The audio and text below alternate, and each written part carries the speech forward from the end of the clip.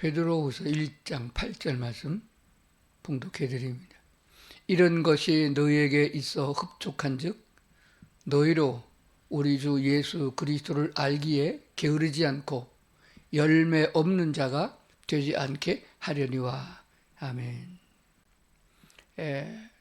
독수리는 자기 독수리 병아리를 독수리로 훈련시켜 나가고, 곰은 그 새끼를 곰과 같은 훈련으로 자라게 합니다. 그렇기 때문에 다른 것들은 그와 같은 강인한 훈련과 경험을 통해서 배워가는 것이 아니라 힘들어하고 결국 못 따라가게 됩니다. 곰 새끼는 곰이 되어져 가고 사자 새끼는 사자가 되어져 가는 것과 같습니다. 거듭난 성도들은 하나님을 닮아가게 되어 있습니다. 어떻게 그렇게 할 수 있느냐라고 성경을 보면서 반문하는 사람을 많이 봅니다. 어떻게 이웃 사랑하기를 자기 몸과 같이 사랑할 수 있느냐? 어떻게 원수를 사랑하느냐? 오른뺨을 때릴 적에 어떻게 왼뺨도 내놓느냐? 그런 질문을 합니다. 그러나 우리가 거듭나지 못했으면 그렇게 될 수가 없어요. 거듭났으면은 시간이 흘러가면서 따라 하나님의 형상으로 덧입혀져 가고 자라가게 된다는 분명한 사실입니다. 식물로 말하면은 자라면서 반드시 열매를 맺도록 되어져 있습니다. 오늘 본문의 말씀을 다시 한번 보겠습니다. 너희로 우리 주 예수 그리스도를 알기에 게으르지 않고 열매 없는 자가 되지 않게 하려 하신다. 그런 말씀이 됩니다. 누구를 막론하고 게으름은 자기 몫을 다 하지 못합니다. 제 먹을 것도 챙기지 못합니다. 부지런해야 됩니다.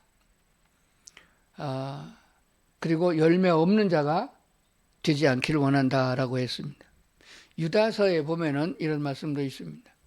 유다서 1장 12절에 보면은 그들은 기탄 없이 너희와 함께 먹으니 너희의 애찬의 암초요 자기 몸만 기르는 목자요 바람에 불려가는 물 없는 구름이요 죽고 또 죽어 뿌리까지 뽑힌 열매 없는 가을나무다. 이렇게 말한 것을 보게 됩니다. 쓸모없는 인간 있고 자기 몸만 기르고 자기 배만 채우는 목자도 있고 바람에 불려가는 물 없는 구름, 그건 다 쓸데없는 것이다. 죽고 또 죽어서 뿌리까지 뽑힌 열매 없는 가을나무, 희망이 전혀 없다. 다시의 열매를 맺을 수 없다는 것을 보게 됩니다. 농부가 씨를 뿌리는 것은 열매를 바라고 씨를 뿌리고 참고 인내하면서 가꾸고 길러서 열매를 거두는 것이 되어집니다. 베드로전서 1장 8절에 있는 말씀 중심에서 성령의 열매가 있다고 착각하는 이유, 이런 제목으로 오늘 말씀을 드립니다.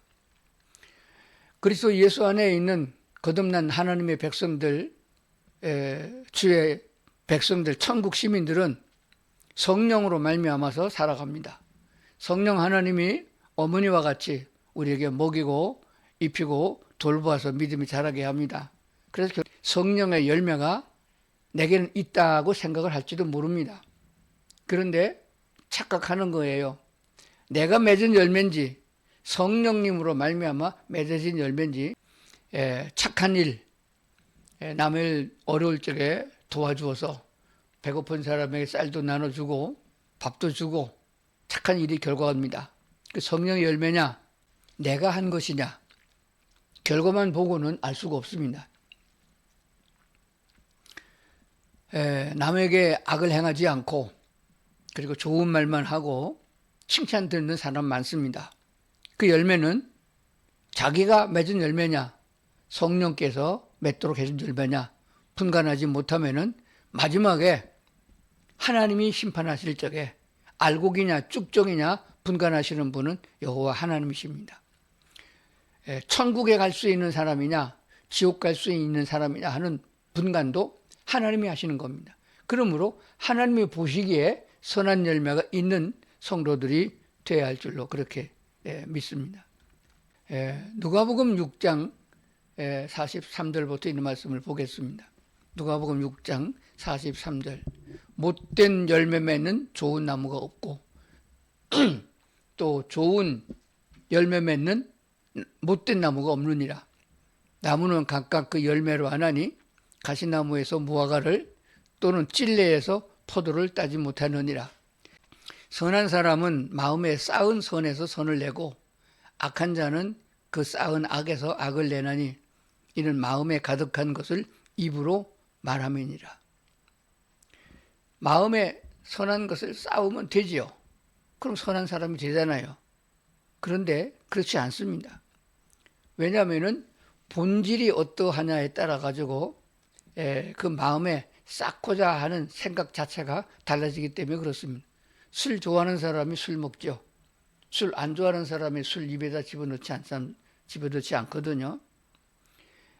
그가 좋아하는 것을 찾아서 가고 좋아하는 것을 마음에 넣습니다. 폭력배들을 가만히 보게 되면은 폭력을 행하기 위하여 폭력에 대한 것들을 배워갑니다. 그러니까 그 사람의 본질적인 성품에 따라서 그 필요한 것을 찾아서 마음에 쌓아요. 그러니까 마음에 선한 것을 쌓으면 된다고 생각할지 모르지만은 그렇지 못하는 것입니다. 그렇다고 그러면은 본질적인 것, 즉 못된 열매 맺는 좋은 나무가 없고 좋은 열매 맺는 못된 나무가 없다. 결국 그 나무는 열매로 안다 하는 것이 되어집니다. 그러면 나무는 어떻게 결정되나요? 씨앗이 결정합니다. 씨앗과 나무와 열매는 같이 이어지는 것이에요. 가시나무를 심어놓고 무화과를 기대할 수 없잖아요. 그러니까 착한 사람은 어디서 와지느냐? 자기 스스로 행하는 착함은 어떤 환경이나 조건에 의해서 변질되어집니다. 그러나 본질이 착한 사람은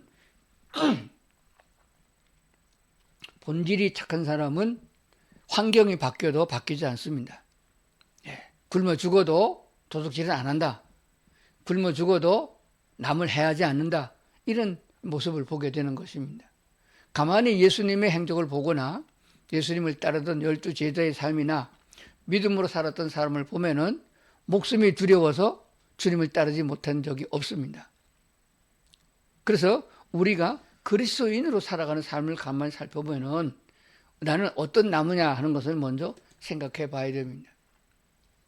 그러므로 씨 뿌리는 비유를 주님께서 주셨어요.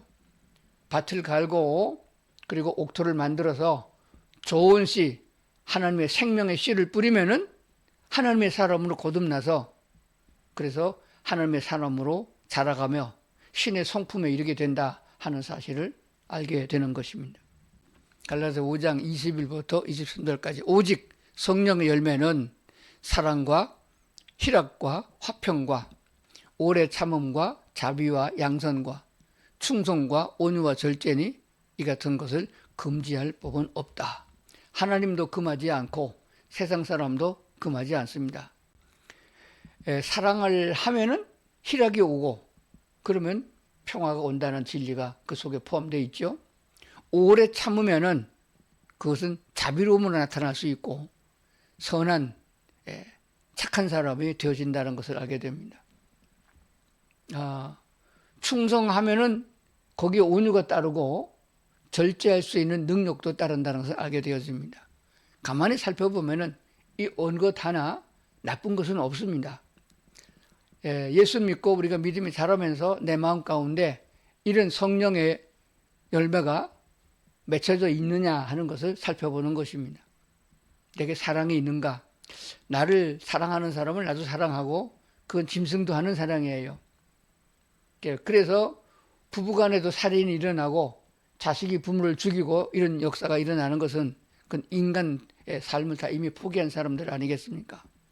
하나님의 사랑은 즉 성령으로 말미암는 사랑은 그럼에도 불구하고 사랑하는 것이에요. 그리고 기뻐할 수 있는 것은 환경과 조건에 의해서 기뻐하는 게 아닙니다. 항상 기뻐하라 라고 빌립보서가 말씀해 주고 있는 것도 보게 됩니다. 그러니까 이렇게 생각한다면은 성령의 열매는 행함 자체를 말하는 것은 아닙니다. 꼭 알아둡시다. 성령의 열매는 당신이 무엇을 행함으로 얻는 것이 아닙니다. 무엇을 행함으로 그 보상으로 다 그 결과로 얻어지는 것은 아닙니다. 당신의 그 자체를 말하는 것입니다. 다시 말씀드리면은 성령의 각 열매는 그 성격을 말하는 것이지 행위를 말하는 것이 아닙니다. 자꾸 주다 보면은 내 마음이 기뻐져서 준다는 사람도 많이 있습니다. 이런 것을 성령의 열매를 하지 않습니다. 성령의 열매는 본질적으로 그 종자 자체가 바뀌어야 되는 것이에요. 돼지 새끼로 태어나서 양의 성품을 가지지 못합니다. 돼지는 그냥 돼지가 되는 것이고 양은 양이 되는 것이에요. 그러니까 아무리 교육하고 훈련하고 연습하고 경험을 한다고 그래가지고 비슷하게 될지 몰라도 그게 성령의 열매를 맺는 것은 아닙니다. 개를 요새 훈련 많이 하잖아요. 반려견이라고 그래가지고 같이 살기 위해서는 오줌통도 갈아야 되고 많은 훈련을 시킵니다. 그렇다고 해서 그 개가 사람 되는 건 아니에요. 지금 성경에서 말씀하는 성령의 열매는 내가 노력하고 배우고 훈련하고 습관을 가져서 거룩한 척 될 수 있어요. 좋은 사람인 척 보일 수 있습니다. 그러나 환경이 바뀌고 목숨이 위태로우면 배신 때리고 뒤통수 치고 그리고 악한 이빨을 드러내는 것을 보게 됩니다. 양의 탈을 쓰고 있는 이와 같다는 얘기가 되는 것입니다.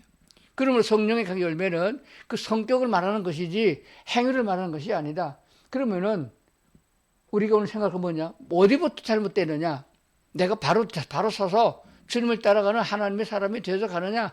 이걸 분석하려고 그러면 내게 마음에 뿌려진 씨앗, 복음의 씨앗이 정말 하나님의 말씀으로 말미암아 거듭난 사람이 맞느냐? 이것부터 생각하는 것이에요. 너무 핍박을 당하고 괴로움을 당하면 쥐새끼도 돌아서서 문다는 말이 있고 개도 그 주인을 문다는 얘기도 있어요. 그게 본질이 달라지지 않았기 때문에 그런 겁니다. 그래서 예수의 이름으로 성령의 역사를 통하여 하나님의 말씀이 우리 마음에 떨어져서 그게 싹이 나서 그게 거듭남이에요. 그래서 하나님의 자녀로 태어났으면은 그는 양육하고 훈련하게 되면은 신의 성품에 이르는 하나님의 자녀로 성숙하게 된다는 것을 말씀하고 있습니다. 그러면 성령의 9가지 열매는 만들어지는 것이 아니고 그 속에 그런 성품을 가지고 있는 DNA 자체가 그렇게 된 것이에요. 하나님의 심판의 기준은 양과 염소의 심판이 있고 종자에 대한 심판입니다. 그 다음엔 행위의 심판이 있습니다. 오늘 제가 말씀드리고 누누이 말씀드린 것은 우리가 할 일은 복음을 전하는 것이고 우리 성도들이 할 일은 복음을 받아들여서 성령의 역사를 통해 거듭나는 것입니다.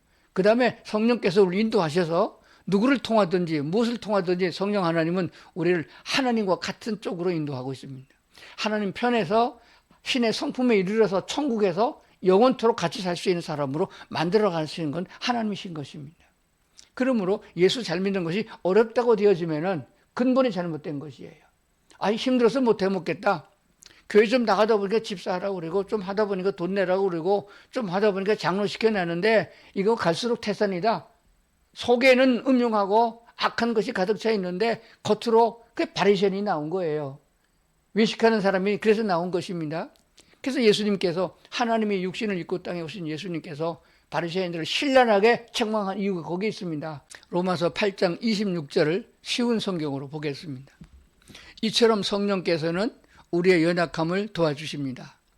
우리는 무엇을 기도해야 하는지도 모르지만 성령께서는 말로 다 표현할 수 없는 간절함으로 우리를 위해 중보 기도를 하고 계십니다.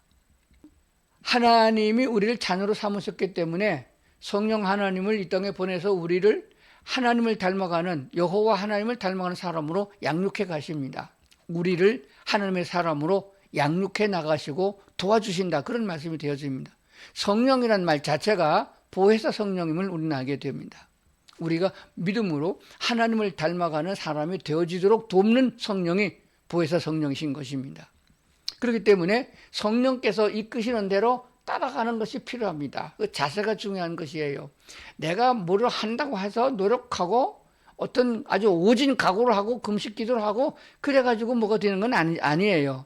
성령님 인도하시는 대로 한 단계씩 밟아서 올라가는 것입니다. 그렇기 때문에 우리가 곁길로 나가지 않고 우리 마음속에 성령의 열매가 하나씩 하나씩 맺어질 수 있도록 되어져 간다는 사실은 성령님의 은혜인 줄로 믿습니다. 성경 공부를 하는 목적, 성경을 읽는 이유, 또 설교를 듣는 중요한 이유는 하나님의 말씀을 공부하고 말씀을 읽으면서 모르게다 하나님을 알아가는 것이에요. 하나님이 어떤 분이시냐?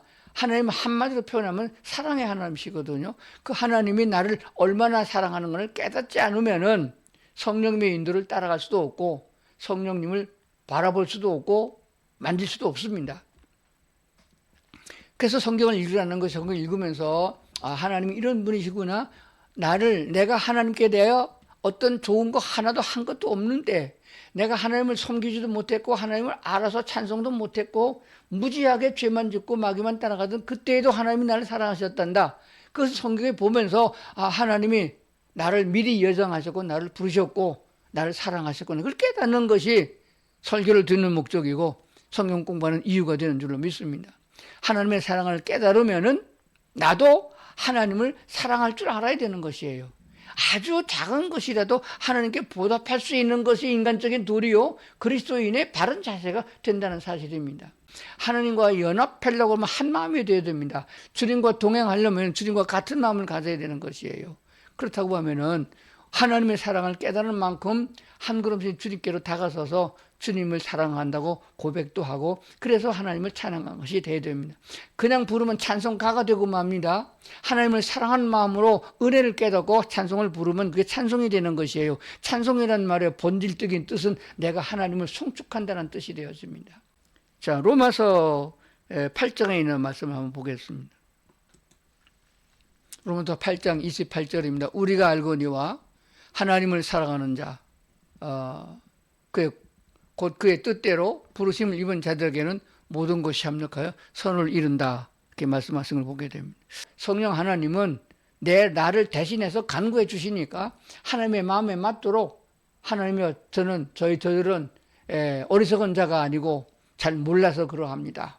하나님께서 긍휼히 여겨 주시옵소서 이렇게 대연 기도해 주시는 중보 기도자가 성령 하나님이라 말씀하셨으니 얼마나 귀한 것이 되어집니까? 그래서 성령님의 역사하심과 하나님의 긍휼하심과 우리가 하나님을 사랑하는 아주 작은 사랑의 마음이 표현되질 적에 그것이 합력하여 선을 이루게 된다는 사실을 성경이 보여주고 있는 줄로 그렇게 믿습니다. 우리 신앙 고백은 사도신경으로 하지 않는다고 제가 말씀드렸잖아요. 성경에 나오는 두 군데의 신앙 고백이 있습니다.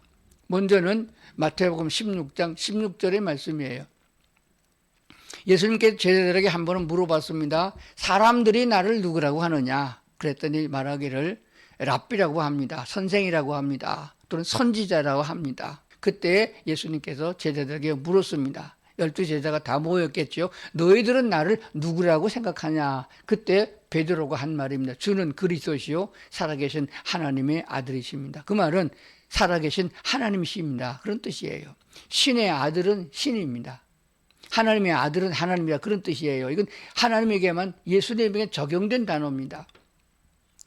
그래서 이것을 우리 신앙 고백이라고 그래요. 그때 예수님께서 이 고백을 받으시고 이건 네가 네 지식으로 한 게 아니다. 성령 하나님이 너를 알게 해준 것이다. 시몬아 내가 복이 있는 사람이로다. 내 이름을 내가 반석이라고 지어줬는데 이 반석 위에 내 교회를 세우리니 음부의 권세가 이기지 못한다. 천국의 여수를 내가 내게 준다. 이렇게 축복한 것을 보게 됩니다. 내 앞에 계시는 내가 믿고 따르고 있는 예수님은 그리스도라고 믿어져야 됩니다. 그리스도는 왕이요 제사장이요 선지자를 포함하고 있는 유일하신 한 분 예수님을 말하는 거예요. 예수님이 그리스도라고 믿어지지 않으면은 예수님의 말씀을 따를 수도 없고 설교를 들어도 깨달아지지 않습니다. 선지자가 없는데 어떻게 말씀이 들려져요? 말씀에 비춰보니까 내가 지은 죄가 너무 많아요. 주님 따르지 못했고 하라는 것은 하지 못했고 하지 말란 건 했고 속속들이 속만 속에 있는 이런 모습을 발견하게 됩니다. 그러면 제사장 되시는 그리스도가 내게 있어야 죄사함을 또 받게 되는 것이에요. 주님은 나의 왕이심을 믿습니다. 왕이시면 내가 백성이고 종인데 어찌 하나님의 말을 내가 거역하겠습니까? 그래서 사람의 말보다는 어떤 정권의 정치적인 권력에 복종하는 것보다는 하나님을 먼저 생각하고 하나님의 말씀을 따르는 것이 옳습니다. 강제로 이 나라를 점령했던 일본 제국에 자기네 사당, 조상 죽은 귀신을 모시는 사당을 향하여 경배하라고 했을 적에 그것은 우상숭배다, 하지 않는다, 성경에 원하지 않는다, 하나님이 원하지 않는다 해가지고 목숨을 내놓고 신사참배를 하지 않았던 우리 조상들을 보게 되는 것입니다. 그렇기 때문에 오늘도 영원하신, 영생하시는 하나님과의 만남과 하나님과 같이 살 성도들이라면 하나님의 말씀을 먼저 마음에 두어야 되는 것이에요. 그리고 요한복음 11장 27절에는 죽었던 나사로의 동생들이 예수를 믿는 과정에서 제대로 말씀을 듣지 못했던 마르다에게 한 얘기가 됩니다. 마르다는 예수님이 자기 집에 신방 갔을 때 음식 대접하느라고 말씀을 제대로 못 들었어요. 그런데 마리아가 그 오라비 나사로가 죽었을 적에 예수님이 늦게 와가지고 장사 지난 지 3일이 되었을 때 예수님이 갔잖아요. 그때 예수님을 만났을 적에 네 오빠가 다시 살아나리라 했더니 마르다가 알고 있던 신앙은 예수님이 마지막에 오셨을 때 부활 때에 그때에 심판 때에 살아날 줄을 믿습니다. 그렇게 말했어요. 그랬더니 예수님이 아니다. 내 앞에 있는 자가 그리스도이다.